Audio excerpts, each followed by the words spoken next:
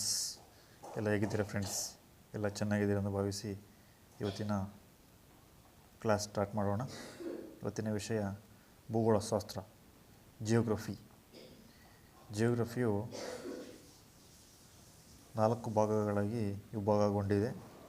ಅದರಲ್ಲಿ ಪ್ರಾಕೃತಿಕ ಭೂಗೋಳಶಾಸ್ತ್ರ, ಪ್ರಾಪಂಚಿಕ ಭೂಗೋಳಶಾಸ್ತ್ರ ಅಂದರೆ ಖಂಡಗಳ ಬಗ್ಗೆ, ಭಾರತದ ಭೂಗೋಳಶಾಸ್ತ್ರ ಮತ್ತು ಕರ್ನಾಟಕದ ಭೂಗೋಳಶಾಸ್ತ್ರ. ಹೀಗೆ ಭೂಗೋಳಶಾಸ್ತ್ರವು 4 ಭಾಗಗಳಾಗಿ ವಿಭಾಗಗೊಂಡಿದೆ. ಮೊದಲನೇದಾಗಿ ಪ್ರಾಕೃತಿಕ ಭೂಗೋಳಶಾಸ್ತ್ರ ಅಂದರೆ ಫಿಸಿಕಲ್ ಜಿಯೋಗ್ರಫಿ. ಫಿಸಿಕಲ್ ಜಿಯೋಗ್ರಫಿಯು ಹಲವಾರು ವಿಷಯಗಳನ್ನು ಒಳಗೊಂಡಿದೆ. ಅದರಲ್ಲಿ ನಾವು ಈಗ ಆ ವಿಷಯಗಳನ್ನು ಸಂಪೂರ್ಣವಾಗಿ ತಿಳಿಯುತ್ತಾ ಹೋಗೋಣ. ಮೊದಲನೇದಾಗಿ ವಿಶ್ವ ಅಂದರೆ ಯೂನಿವರ್ಸ್. ವಿಶ್ವ ಸೃಷ್ಟಿ, ಸ್ಥಿತಿ ಹಾಗೂ ವ್ಯಾಪ್ತಿ ಕುರಿತು ಅಧ್ಯಯನ ಮಾಡುವುದನ್ನು ಕಾಸ್ಮಾಲಜಿ ಎನ್ನುತ್ತೇವೆ. ಮುಂದಿನದಾಗಿ ನಕ್ಷತ್ರಪುಂಜಗಳು ಅಂದರೆ ಗ್ಯಾಲಕ್ಸೀಸ್. ಅಸಂಖ್ಯಾತ ನಕ್ಷತ್ರಗಳ ಸಮೂಹವನ್ನು ನಕ್ಷತ್ರಪುಂಜ ಎಂದು ಕರೆಯುವರು. ನಮ್ಮ ಸೌರವ್ಯೂಹವು ಕ್ಷೀರಪಥ ಮಿಲ್ಕಿ ವೇ ನಕ್ಷತ್ರಪುಂಜದಲ್ಲಿ ಕಂಡುಬರುತ್ತದೆ. ಮುಂದಿನದಾಗಿ ನಕ್ಷತ್ರಗಳು, ಸ್ಟಾರ್ಸ್. ಸ್ವಯಂ ಪ್ರಕಾಶವುಳ್ಳ ಆಕಾಶಕಾಯಗಳನ್ನು ನಕ್ಷತ್ರಗಳೆಂದು ಕರೆಯುತ್ತೇವೆ. ನಕ್ಷತ್ರಗಳ ಮೇಲ್ಮೈ, ಉಷ್ಣಾಂಶದ ವ್ಯತ್ಯಾಸದಿಂದ ಅವು ಬೇರೆ ಬೇರೆ ಬಣ್ಣಗಳಾದ ಕೆಂಪು, ಹಳದಿ, ಬಿಳಿ ಹಾಗೂ ನೀಲಿ ಬಣ್ಣದಲ್ಲಿ ಕಾಣಿಸುತ್ತವೆ. ನಮ್ಮ ಸೂರ್ಯವು ಕೂಡ ಒಂದು ನಕ್ಷತ್ರವಾಗಿದೆ.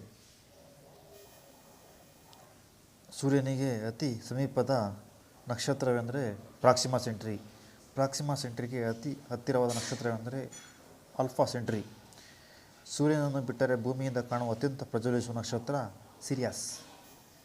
ಮುಂದಿನ ಹಂತ ಸೌರವ್ಯೂಹ, ಸೋಲಾರ್ ಸಿಸ್ಟಮ್. ಸೂರ್ಯನ ಆಕರ್ಷಣೆಗೆ ಒಳಪಟ್ಟು ಅದರ ಸುತ್ತುತ್ತಿರುವ 8 ಗ್ರಹಗಳು, ಅವುಗಳ ಉಪಗ್ರಹಗಳು, ಉಲ್ಕೆಗಳು, ಧೂಮಕೇತುಗಳು ಮತ್ತು ಕ್ಷುದ್ರ ಗ್ರಹಗಳ ಪರಿವಾರವನ್ನು ಸೌರವ್ಯೂಹ ಎಂದು ಕರೆಯುತ್ತೇವೆ. ಸೌರವ್ಯೂಹದ ಉಗಮವು 5 ಬಿಲಿಯನ್ ವರ್ಷಗಳ ಹಿಂದೆ ಆಯಿತು. ಸೌರವ್ಯೂಹದಲ್ಲಿ ಮೊದಲನೆಯದಾಗಿ ಸೂರ್ಯ, ಸನ್. ಸೌರವ್ಯೂಹದಲ್ಲಿ ಆಕಾಶಮಾನವಾದ ಕಾಯ ಸೂರ್ಯ. ಸೂರ್ಯನು ಹಳದಿ ಬಣ್ಣದಲ್ಲಿದ್ದಾನೆ. ಮಧ್ಯಂತರ ನಕ್ಷತ್ರ, ಮಿಡಲ್ ಸ್ಟಾರ್. ಸ್ವಯಂ ಪ್ರಕಾಶವುಳ್ಳ ನಕ್ಷತ್ರ. ಇದಕ್ಕೆ ಕಾರಣ ಜಲಜನಕ ಪ್ಲಸ್ ಜಲಜನಕ ಒಡೆದು ಹೀಲಿಯಂ ಉತ್ಪಾದನೆ ಉಂಟಾಗುತ್ತದೆ. ಇದನ್ನೇ ಜೈವಿಕ ಸಮ್ಮಿಲನ ಅಥವಾ ನ್ಯೂಕ್ಲಿಯರ್ ಫ್ಯೂಷನ್ ಎನ್ನುವರು. ಸೂರ್ಯ ಹಾಲು ಆದಿ ಅಥವಾ ಆಕಾಶಗಂಗೆ ಅಥವಾ ಕ್ಷೀರಪಥ ಮಿಲ್ಕಿ ವೇ ಗ್ಯಾಲಕ್ಸಿಯಲ್ಲಿದೆ. ಮಿಲ್ಕಿ ವೇ ಗ್ಯಾಲಕ್ಸಿಯು ಇದು ಸುರುಳಿ ಆಕಾರದಲ್ಲಿದೆ. ಹಾಲು ಆದಿಗೆ ಸಮೀಪದಲ್ಲಿರುವ ಗ್ಯಾಲಕ್ಸಿ ಆಂಡ್ರೋಮೇಡಾ. ಸೂರ್ಯನ ಉಗಮವು 4.6 ಬಿಲಿಯನ್ ವರ್ಷಗಳ ಹಿಂದೆ ಆಯಿತು. ಸೂರ್ಯನ ಆಯುಷ್ಯ 10 ಬಿಲಿಯನ್ ವರ್ಷಗಳು. ಸೂರ್ಯನು 2 ರೀತಿಯ ಚಲನೆಯನ್ನು ಹೊಂದಿದ್ದಾನೆ. ಮೊದಲನೆಯದಾಗಿ ದೈನಿಕ ಚಲನೆ. ದೈನಿಕ ಚಲನೆಯು 27 ದಿನಗಳಾಗಿವೆ. ಎರಡನೆಯದು ವಾರ್ಷಿಕ ಚಲನೆ, 250 ಮಿಲಿಯನ್ ವರ್ಷಗಳು ಆಗಿವೆ. ಇದನ್ನು ಒಂದು ವಿಶ್ವವರ್ಷ ಅಥವಾ ಕಾಸ್ಮಿಕ್ ಇಯರ್ ಎನ್ನುವರು. ಸೂರ್ಯನಲ್ಲಿ ಅಗಾಧವಾಗಿರುವ ಅನಿಲ, ಜಲಜನಕ 73% ಮತ್ತು ಹೀಲಿಯಂ 27% ಆಗಿದೆ. ಸೂರ್ಯನ ಭ್ರಮಣ ದಿಕ್ಕು ಪಶ್ಚಿಮದಿಂದ ಪೂರ್ವಾಭಿಮುಖವಾಗಿ ಭ್ರಮಿಸುವುದು. ಬೆಳಕು ಸೂರ್ಯನಿಂದ ಭೂಮಿಗೆ ಬರಲು ತೆಗೆದುಕೊಳ್ಳುವ ಸಮಯ 8 ನಿಮಿಷ 20 ಸೆಕೆಂಡ್ಗಳು ಆಗಿವೆ.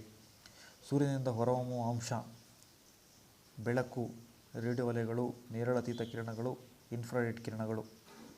ಸೂರ್ಯನ ಮೇಲಿರುವ ವಾಯುಮಂಡಲವೇ ಕ್ರೋಮೋಸ್ಫಿಯರ್. ಉಷ್ಣಜೈವಿಕ ಸಮ್ಮಿಲನ ಪ್ರಕ್ರಿಯೆಯನ್ನು ಶೋಧಿಸಲು ರೂಪುಗೊಂಡಿರುವ ಅಂತಾರಾಷ್ಟ್ರೀಯ ಸಂಘಟನೆ ITER, ಇಂಟರ್ನ್ಯಾಷನಲ್ ಥರ್ಮೋನ್ಯೂಕ್ಲಿಯರ್ ರಿಯಾಕ್ಟರ್. ಸೂರ್ಯ ಭೂಮಿಗಿಂತ 109 ಪಟ್ಟು ದೊಡ್ಡವನಾಗಿದ್ದಾನೆ. ಸೂರ್ಯನ ಹೊರಪದರವನ್ನು ಕರೋನಾ ಅಥವಾ ಫೋಟೋಸ್ಫಿಯರ್ ಎನ್ನುವರು. ಇಲ್ಲಿ 6000 ಡಿಗ್ರಿ ಸೆಲ್ಸಿಯಸ್ ಉಷ್ಣಾಂಶ ಇರುತ್ತದೆ. ಜನವರಿ 3ರಂದು ಭೂಮಿ ಸೂರ್ಯನಿಗೆ ಸಮೀಪದಲ್ಲಿರುತ್ತದೆ.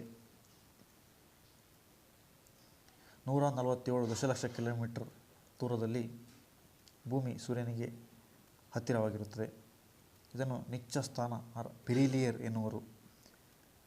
ಜುಲೈ 4ರಂದು ಭೂಮಿ ಸೂರ್ಯನಿಗೆ ದೂರದಲ್ಲಿರುತ್ತದೆ, ಅಂದರೆ 152 ದಶಲಕ್ಷ ಕಿಲೋಮೀಟರ್ ದೂರದಲ್ಲಿರುತ್ತದೆ. ಇದನ್ನು ಉಚ್ಚಸ್ಥಾನ ಎಪಿಲಿಯರ್ ಎನ್ನುವರು. ಭೂಮಿ ದುಂಡಾಕಾರವಾಗಿದ್ದು ಭೂಮಿಯ ಮೇಲೆ ಗ್ರಹಣಗಳು ಸಂಭವಿಸುತ್ತವೆ ಎಂದು ಪ್ರಪಂಚದಲ್ಲಿ ಮೊದಲು ಹೇಳಿದ ವ್ಯಕ್ತಿ ಆರ್ಯಭಟ. ಭೂಮಿಯ ಉಗಮದ ಬಗ್ಗೆ ಮೊದಲು ಮಂಡಿಸಿದ ಸಿದ್ಧಾಂತ ಜ್ಯೋತಿರ್ಮೇಘ ನಿಹಾರಿಕಾ ಸಿದ್ಧಾಂತ. ಇದನ್ನು ಮಂಡಿಸಿದರು ಜರ್ಮನಿಯ ಇಮ್ಯಾನ್ಯುಯಲ್ ಕ್ಯಾಂಟ್ ಮತ್ತು ಫ್ರೆಂಚ್ನ ಲಾಪ್ಲೇಸ್.